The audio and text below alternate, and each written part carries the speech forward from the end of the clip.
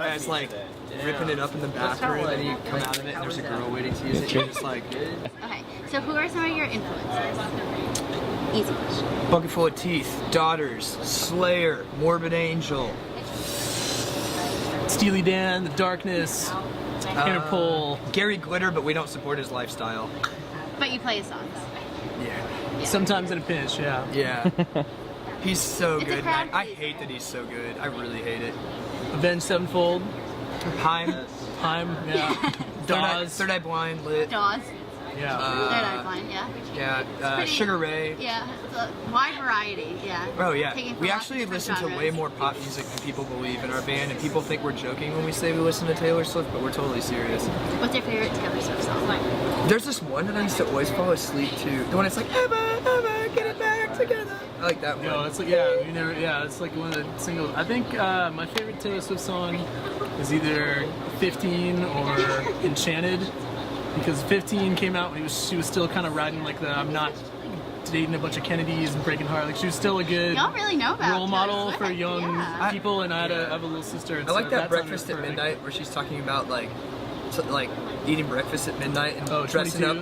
up like I'm gonna hipsters. pretend like I know some Taylor Swift and be like, that's Yeah. right. You really should I listen to don't. Speak Now live CD DVD because Yeah. Oh man, Yeah. the Maybe DVD we is should like incredible. screen that. the bass on Red is so heavy that you like could not muffle that no matter what. I do You can work always out be to that one song when the bass drops on that one song. Yeah. All right. Oh yeah. Well, I guess we could like tie this into the Nashville thing because she is kind of from Nashville. Yep. Kind of. Totally. No, she's So how does the Nashville scene kind of tie into your own music? Well, I think the thing with Nashville bands that is different than everywhere else is I think the main focus of almost every Nashville band is hooks, or are hooks, I don't know what grammar or whatever, and deaf hooks and not college. But yeah, every Nashville band's thing is like you can be a really heavy band, you can be a really fast band, you can be a really like soft band, but everybody's going for these like hooks, and so that's kind of like what I feel like our scene is built on. Is it's like, which is probably carries over from like the heavy tradition of songwriting in Nashville, because Nashville's like a heavy songwriting community. So Nashville has sort of like, I feel like, a much deeper understanding of like the importance of crafting a song that somebody gets in their head and somebody like wants to sing along to, as opposed to like, you know, doing something for like shock value or just trying to be like super heavy and that's all you focus on. Right. So then how'd you come up with Ghost with the Boner? I was working the door at a party for a girl that I dated all through college, and running the keg and stuff, charging $5, and they borrowed it from a frat. Long story short, this frat dude came, was like totally whining about like paying for his cup because his fraternity supplied the shell, and later in the night, dude totally had a boner that everybody saw, and he was really white. So Ghost with a Boner based on that dude because he's a ghost with a boner, ghost with the most, because he was so white, and drinking my beer and bitching because he was complaining a bunch. Does he know about this? No, that guy was a wiener. That's all I have. Just really quick because I feel bad otherwise. I honestly don't know your names. I'm Annie. Oh. This is Tony. What's your name? I'm trying to think of a cool name, but Jordan. I'm Brent. No, I'm Evan. I'm sorry. I would forget later in the interview. I'm Evan. Sorry. Yeah, I'm a Cobra. We do this. We do it sometime. Yeah. Yeah, Stack with a Gohan. Q. I'm What Gohan. was your favorite name? Yeah, Raven. A name. Bird. Sweet. My question, why is Harrisonburg a good place for music? Patrick. All the Harrisonburg bands that we've seen, Harrisonburg has this really cool sound, I feel like, that a lot of the bands remind me of a lot of my favorite indie bands from like the 90s. Like there's this thing in Harrisonburg where like the bands seem naturally very cool, I guess. Like, you know, they've got this sort of slacker vibe, but they're not doing it on purpose, I feel like. But it's really cool. Like all their songs are always cool.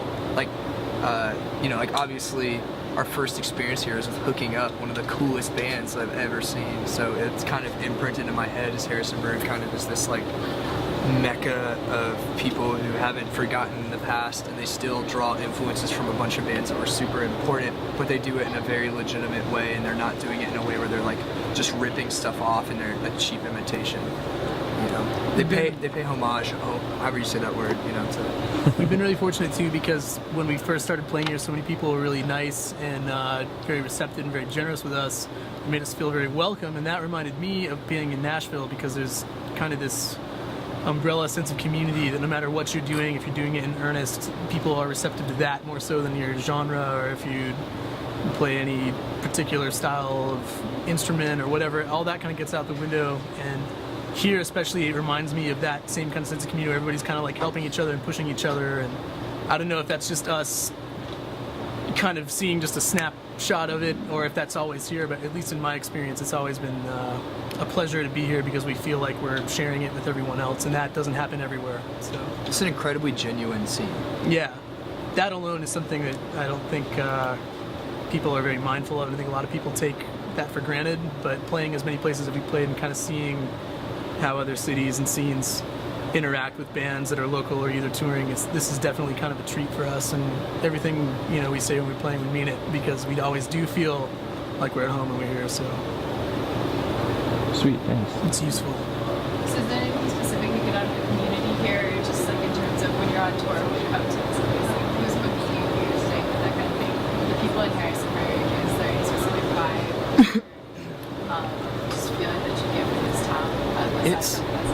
I have to say, I have to agree with him that it's really weirdly similar to Nashville, and then I feel like most of the people that are doing everything here that's important are like our age, which I think is really weird. It's really interesting because like you deal with a lot of like people that are older than you in other states at like venues and like stuff like that. And I mean, not every state, but it's like, it's weird. It reminds me of how Ben Todd used to sort of do things where it's like you would come in and it would be like him and his friends and stuff like that running stuff. So it'd be a lot of people that are like your friends, like your friends' age, and everybody has a clue and knows how to run things better than people who are like 10 years their senior. Yeah, these people are all our age, is their first time doing this kind of thing too, and they're all genuinely excited to be doing it, whereas sometimes we deal with people that have been doing it for a long time. They're kind of just going through the motions, or they'll read Diarrhea Planet on a stage plot and immediately check out. I mean, I'm guilty of that some nights, but it's like what we've been saying. It's just like everybody is so genuine about it, and there's a level of confidence too. Like people definitely are confident, and so you totally have no problem accepting like, okay, yeah, you know what you're doing. Professionalism. All right, one last question. I'll let you go. How many shows have you played in Harrisonburg, and do you have any specific memory of a Favorite show? One, like at Crayola at this is number four or five. technically. We played 2 here, including tonight. 1 at Crayola and 1 around the corner in the square. It's like a No, this is number coffee shop 5. or something. This is number 5. Because we played a house show the first time with Hooking Up.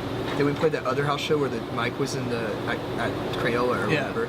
Then we played 2 shows here, and then we played that other one with basement the show. thing.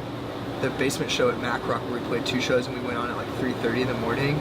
But And what was the people one busted in out. like the coffee shop where we played with Touche Moore and they got the glass kicked in? Oh my god, this is number 6. 6? Yeah. I forgot about that. Yeah, that Damn, shop where that dude kicked the cake display case, and then they withheld our money. So Patrick went ahead and paid us and was like, "Yo, dude, I'm totally gonna put the smack down on these guys. Don't even worry about it." So it was awesome. That was our first tour ever, and that was like our first out of town show, I think, that we ever headlined Yeah. by ourselves. That was like 2 or 3 years ago or something. Or yeah, that was in like 2011, summer of 2011, I think. I think my favorite memory of us playing here is when we played in the basement at Crayola earlier this year. Which house? It was the one. The Mac Rock one? Yeah, it was like one of the after Yeah, party that's my ones, favorite but, one too. There were so many people in the basement that everybody that was right in front of us, we had to like put their hands on the ceiling, and they were all. It was like a team, you know, like because like I think most of our pedals were like hidden behind stuff, and we were all just like standing next to the amps. We couldn't really move it all, but everybody was just kind of like pitching in to help us all, like help the audience see everything and help us play and help everybody be safe. And that was kind of funny to watch. Just like it's like I just didn't worry about anything. It's like if something goes wrong, like somebody will have an amp, or somebody will pick me up, or somebody will hand me a guitar. And having that kind of feeling, especially like in a basement, which can be kind of harrowing for us because there's so much. Like logistically, it's kind of a pain in the ass, but. That was my favorite memory, I think, of us playing here. And here at Clementine, too, actually having like a proper stage we can kind of interact with people a little more is always fun too. But as far as like something really specific, I think the Crayola House for me Sweet. is fun. Thanks, guys. Yeah. That was a great job. Thank you. You sure I don't have any boogers?